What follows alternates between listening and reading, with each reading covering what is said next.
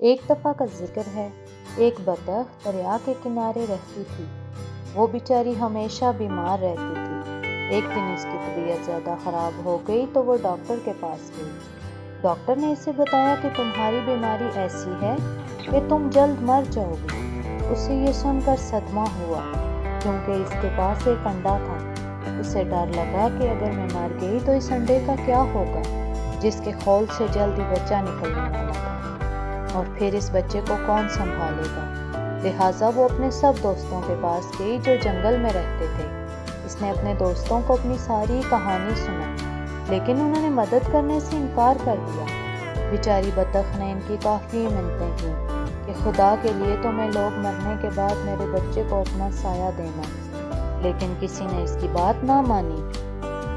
بیچاری بطخ بھی کیا کرتی؟ اس کے ذہن میں خیال آیا کہ کیوں نہ میں اپنے بھائی مرغے کے پاس جاؤں، وہ ضرور میری مدد کرے گا۔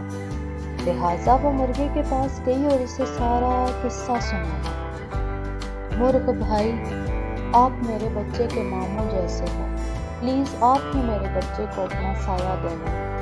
مرغا بولا، میں تمہارے بچے کو رکھ لیتا، لیکن میری بیگم مرغی یہ بات نہیں مانے گی، لہٰذا مجھے بہت افسوس سے کہنا پڑ رہا ہے کہ میں یہ کام نہیں کر سکتا، تم مجھے معاف کر دو۔ بطخ ادھر سے مایوس ہو کر اپنے گھر واپس آ گئی۔ سوچنا شروع کر دیا کہ اب کیا کیا جائے۔ اچانک اس کے ذہن میں ترکیب آئی۔ اس نے موقع ڈھونڈ کر یہ کام انجام دے دیا۔ خود جا کر ایک درخت کے کنارے بیٹھ گئی۔ اس کے بعد بطخ کی طبیعت بگڑی، ایسی بگڑی کہ اس کی موت ہو گئی۔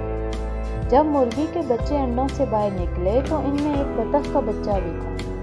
مرغ تو سب جان گیا، لیکن اس نے مرغی کو بتانا مناسب نہ سمجھا۔ مرغی نے کافی شور شرابہ کیا اور بولی، میرے بچوں کے ساتھ بطخ کا بچہ نہیں رہے گا۔ مرغ نے اسے سمجھایا، لیکن مرغی نے اس کا کہنا نہیں مانا۔ مرغی نے اپنے بچوں کو منع کر دیا کہ بطخ کے بچے سے کسی قسم کی بات نہیں کرنی۔ سب نے مرغی کی بات مان، لیکن دو چوزوں نے اپنی ماما کی بات نہ مانی، اور جو خود کھاتے اس کے ساتھ بطخ کے بچے کو بھی کھلاتے۔ مرغی کو بطخ کے بچے سے سخت نفرت تھی، وہ اسے دیکھنا بھی پسند نہیں کرتی تھی۔ ایک دن مرغی کے ذہن میں خیال آیا کہ ہم سب مل کر دریا کے کنارے سیر کو جائیں گے۔ ہم سب واپس آ جائیں گے اور بطخ کے بچے کو وہیں چھوڑ آئیں گے، اس طرح سب جان چھوٹ جائے گی۔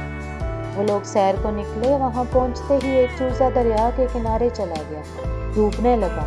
دیکھ کر مرغی زور زور سے چلانے لگی۔ بطخ کے بچے کو تیرنا آتا تھا، لہٰذا اس نے فوراً دریا میں تیرنا شروع کر دیا۔ چوزے کو نکال کر باہر لے آیا۔ مرغی نے جب یہ دیکھا تو اسے اپنے کیے پر بہت شرمندگی ہوئی۔ اس نے بطخ کے بچے سے معافی مانگ کر اسے اپنا بیٹا بنا لیا۔ اس طرح وہ سب ہنسی خوشی رہنے لگے۔